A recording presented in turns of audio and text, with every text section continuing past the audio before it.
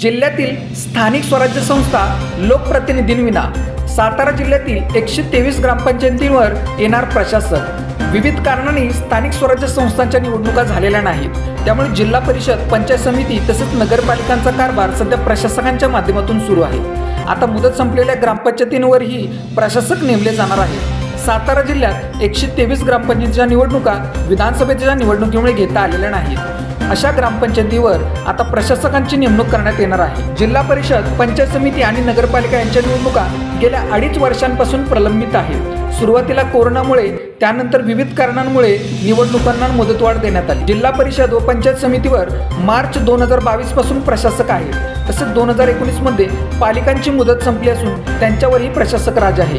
आता जिल्ह्यातील 123 ग्रामपंचायतींची मुदत संपली असून त्यांच्यावरही प्रशासकांची नेमणूक करण्यात येणार आहे। अशाच बातम्यांसाठी पॉलिटिक्स साताराच्या सर्व सोशल मीडिया प्लॅटफॉर्मला फॉलो करा।